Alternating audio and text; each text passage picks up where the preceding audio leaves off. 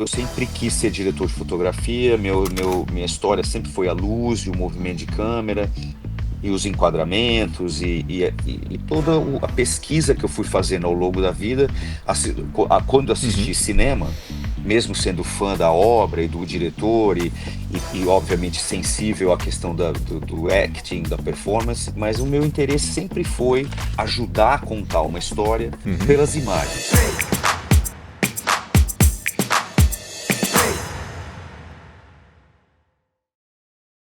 Adriano, para a gente começar o nosso papo, então, como é que nós podemos te apresentar como artista, como profissional? Bom, meu nome é Adriano Goldman, eu sou diretor de fotografia, faço isso há 30 e tantos anos já. Comecei no Brasil, comecei na produção independente em São Paulo, de onde eu sou, né, onde eu nasci. Então eu comecei minha infância profissional com um grupo que era muito pouco convencional, né, onde a criatividade era sempre muito bem-vinda, os recursos eram poucos, parcos.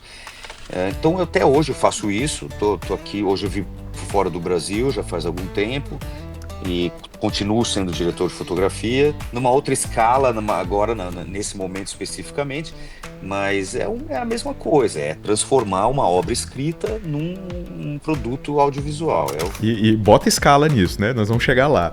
E aí, para entender um pouquinho mais da tua jornada, você lembra algum ponto assim que foi... Você falou da mudança do Brasil, ou não sei se necessariamente nesse ponto da carreira, o que você considera assim que foi um ponto muito chave, tanto para sua evolução profissional quanto de jornada mesmo, como pessoa? Falou, olha, esse ponto aqui foi importante. Teve um fundamental que foi em 2004 para 2005, mentira, 2007, que eu estava em São Paulo filmando Alice com o Karim Ainus para HBO Latin America e recebi um telefonema de uma produtora americana, que o Fernando Meirelles foi gentil e me apresentou, me indicou, recebi o roteiro, eu acho que pelo Facebook ou por e-mail, li o roteiro, fui a Nova York conhecer o diretor, passamos um fim de semana juntos e eu peguei o meu primeiro filme em língua inglesa ou espanhola, quer dizer, fora do Brasil.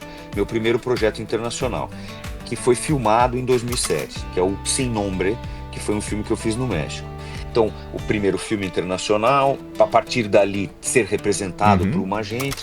Esse primeiro filme que eu fiz, que foi o Sin Nombre, um ano e meio depois, estava no Sundance Film Festival, ganhou o prêmio de melhor diretor, ganhou o prêmio de melhor cinematografia. Eu assisti uma entrevista tua que você falou sobre a questão de manter a mente curiosa. Tem a ver com isso também? Eu sou assim, eu realmente vou em direção à dificuldade. Mesmo dentro de um projeto de tantos anos como foi o Crown, eu nunca achei que eu estava estacionado. O elenco mudou, a época mudava, cada temporada, então tudo muda, o figurino, a direção de arte, as músicas, tudo vai mudando e a gente foi adaptando o show ao longo de 6 temporadas para que ele não ficasse cansado. Então hoje, se você assistir a primeira temporada, alguns episódios, e assistir a última, é muito diferente, elas são muito diferentes uma da outra. A primeira é muito mais romântica e mais de época, no sentido de que você se transporta para um outro período e tal. Mas eu fiz coisas entre temporadas, eu não fiz só o Crown. Eu fiz 2 longas-metragens no meio do caminho e eu morava no Brasil nessa época ainda, então entre as temporadas tinha férias, eu ia ficar com a família, foi um período, mas eu fiz 2 longas que eu gosto durante esse período. Se você puder falar só um pouquinho, nesses 8 anos, a sua equipe, seu time duro, ele mudou muito? Foi sendo ajustado ou o mesmo time? A infraestrutura básica de eletricistas e maquinistas, tal, com algumas variações, obviamente, ele se manteve mais ou menos o mesmo. O gaffer foi o eletricista-chefe foi o mesmo por 6 temporadas. A equipe de câmera, por exemplo, ela foi mudando porque muitos dos meus operadores de câmera foram virando fotógrafos do Crown. Então que também é uma coisa que me dá muito prazer e orgulho assim ao longo da carreira, que é empurrar vários deles, meus 3 operadores de câmeras meus já são diretores de fotografia hoje em dia, e alguns ainda trabalham comigo. Esse é um dos destaques ou pontos de convergência que a gente tem buscado nessa série. Você falou, por exemplo, de uma equipe, acho que isso é muito comum também, não mudar muito o jogo, né? Ou seja, essa parte de relacionamento do time que está funcionando, ele provavelmente tende a perdurar não só para um trabalho, mas como para vários trabalhos, né? Eu acho que um dos apelos desses projetos de grande duração é você ter certeza que você vai ter tempo para desenvolver uma metodologia e uma engrenagem que funcione fundamentalmente para que o diretor e eu, especialmente, tenhamos mais tempo no set. Quer dizer, toda uma engenharia de produção que visa maximizar o tempo dedicado à performance. Não tem fotografia boa, cenografia boa que salve um filme ruim. Se isso conquista a atenção, a emoção, o coração do público, daí a fotografia aparece. Eu adorei o filme e é lindo. Eu adorei o filme e o figurino é maravilhoso. Então, a obra ela é forte se o conjunto é forte. Mas eu prefiro dizer que eu sou um filmmaker do que exatamente um diretor de fotografia. Eu tento fazer com que o meu trabalho ajude a obra a ficar boa. Então não é sobre a fotografia, é sobre a obra toda. Muita gente não tem noção, às vezes, de como de quase tudo é construído na pré-produção, né? Ou seja, pensado, planejado, direção de arte, os experimentos. Como é que foi, se você puder falar um pouquinho do teu envolvimento com laboratório, com pré-produção no Andor, por exemplo, e na atual agora, no Harry Potter, enfim. Olha, no Crown também foi a mesma coisa. Na primeira temporada eu também tive uma pré-produção muito grande. Eu diria que o Andor e o Harry Potter são diferentes, porque no Crown, tudo que você filma, de uma certa, principalmente quando a gente definiu que ele ia ser, sei lá, 20% em estúdio e 80% em locação, tudo já existe. Você vai, você visita a locação, tem o carro, tem o figurino, você olha o objeto, o relógio de época, a câmera fotográfica, tudo existe. Então é um trabalho de pesquisa interessante e de levantamento de informação sobre a época e tal. No caso do Andor e no caso do Harry Potter, nada existe. E, Adriano, curiosidade, no Andor você eles chegaram a produzir utilizando Virtual Production também, em episódios? Não, tudo prático? Não, nada.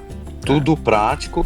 Existem, obviamente, um momento que vai para o espaço, né? E tem o que a gente chama de extensão de set. Tudo que a gente, de fato, filmou era absolutamente real e sólido, existia. O Mandalorian tem menos apelo para mim, como fotógrafo, do que, apesar de eu ter interesse pela técnica e a tecnologia envolvida, eu achei que o grande apelo do Andor é que ele era uma espécie de filhote do Rogue One, que é um filme que eu acho incrível. Dos meus preferidos também. É todo, assim, muito realista, né, vamos dizer assim. Hoje, você considera que já chegou assim onde você sonhava chegar, queria estar profissionalmente, ou você já está mirando, tem vontade de experimentar outros formatos, galgar outras coisas também? Tenho vontade de trabalhar com artistas visuais que eu admiro e respeito, né? Tem tantos cineastas que eu imagino que deve ser incrível dividir o set, trabalhar.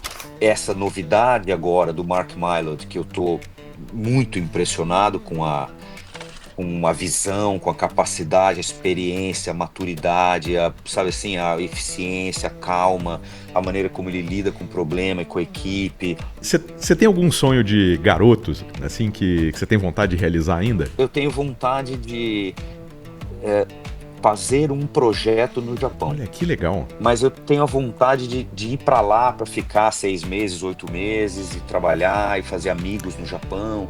Eu tenho uma curiosidade, uma admiração muito grande pela cultura aquela específica, assim, não sou um especialista, mas e o cinema japonês também. Mas não, eu tenho um pouco essa ilusão de ficar tentar viver várias vidas dentro desse período que eu tenho. Eu não vou dizer que sou nômade, mas eu não quero estacionar, não. Eu fico pensando assim, quando a gente está começando a carreira, o trabalho, sonhando chegar, por exemplo, em lugares que você hoje está trabalhando, colocando muita energia, de forma muito feliz, trabalhando com grandes propriedades intelectuais, grandes personagens, diretores, atores, tendo acesso a toda essa estrutura, mas você fala isso de uma forma muito natural. Eu acho, de verdade, eu admiro muito essa forma de você explanar sobre a sua carreira e o que a gente poderia dizer para quem está começando agora. O que você acha disso? Você acha que o equipamento faz diferença ou é possível criar, produzir coisas boas com poucos recursos? O Danny Boyle acabou de fazer o 28 anos depois, que é o terceiro filme da trilogia dele, inteiramente filmado com iPhones. Achando que o equipamento não conta a história, né? Quem conta a história é quem está atrás do equipamento. Então, eu acho que se você é de fato criativo, se você está satisfeito com aquilo até aquele ponto, eu acho que realmente não importa se é no iPhone ou se é numa câmera profissional. Conseguir ter certeza de que é isso mesmo que você quer fazer, que você sabe fazer, se você for fazendo. Até hoje, quer dizer, eu acho que a colaboração é uma marca fundamental do meu trabalho. E acho que é porque eu venho de onde eu venho. A visão menos burocrática da minha profissão. Interessante, né? Você falar então isso. eu sou o diretor de fotografia, mas ao mesmo tempo eu estou aqui para fazer um filme nessa cultura. Então quando você vem do Brasil, você aprende a tirar leite de pedra, né? Com os recursos que a gente tem, entrar numa Kombi e sair filmando né? Isso vai ensinando que não tem certo e errado. Hoje eu acho que as pessoas estão fazendo faculdade de cinema, de rádio, e tem outro tipo de acesso. Como a gente fala, um iPhone, você pode fazer um filme com o seu iPhone hoje em dia. Então o acesso a essa indústria, eu acho que ele tem muitos caminhos diferentes que eu já não identifico mais. Quer dizer, você vai trabalhar, a Olhar Eletrônico, que virou O2, emprega e tem um esquema inteiro dedicado a treinar pessoas para o audiovisual. Então tem uma fila, você se inscreve, você faz um treinamento. Então isso já é também uma filosofia do mercado. Entender que você precisa produzir, plantar a nova geração para ela ir crescendo. Então é um passo de cada vez mesmo, que não tem muito atalho nessa vida, né? Você tem que ser um artista, uma pessoa muito precoce, muito eloquente, para acontecer no mundo do audiovisual antes dos 40 anos de idade ou dos 45. Quer dizer, você tem uma trajetória dos 20 aos 35, 40, que é montar um currículo. Trabalhar com pessoas, trabalhar com artistas diferentes, com metodologias diferentes. Então é fazer um pouco de tudo e entender que não tem muito atalho. Você tem que oferecer mais do que estão te pedindo. Sempre. Essa é a minha receita. Tirando todo o glamour de produto finalizado e pronto, é muito trabalho, né? Então, acho que essa mensagem foi bem colocada. O Zé Wilker falou que uma das diferenças do cinema para o teatro e a televisão é que cinema é sempre cedo e longe. É verdade. Porque o público, em geral, pensa no ator. Mas o cinema tem o motorista, o pintor de parede, a cozinheira, o enfermeiro. Agora não saiu essa matéria? Que a indústria do audiovisual emprega muito mais do que a indústria automobilística no Brasil neste momento. Então como é que isso não é sabido? Né? Quer dizer, precisa informar o público que a gente trabalha muito pesado. O meu trabalho tem pouquíssimo glamour no meu trabalho. É trabalho. Das 5 da manhã, eu acordo às 5 da manhã todo dia. Por isso que eu acho que o Harry Potter também, pra mim, tem um grande apelo. Porque ele não é o mundo inteiro vai ver esse negócio. Então, isso me dá uma satisfação muito grande mesmo, né? De ter o meu trabalho visto por tanta gente. Ainda mais numa obra que teve um marco muito importante cultural, não só na Inglaterra, mas no mundo todo, de trazer uma geração de volta para a leitura. Isso foi muito incrível, né? Exato. E acho que a gente vai fazer isso de novo, porque essa geração agora, que viu os filmes, quem hoje tem 10, 11, 12 anos, não tá mais lendo os livros. A janela, quando o primeiro filme foi lançado, e quando a primeira série será lançada, é um gap de uma geração praticamente. Então é possível que quem assista a série se interesse por ler os livros, entendeu?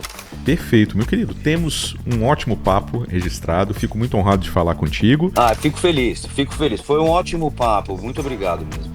E estou à sua disposição quando vier aqui a Brasília. Será um prazer tomar um café conosco, comer um pão de queijo. E um grande abraço, viu, Adriano?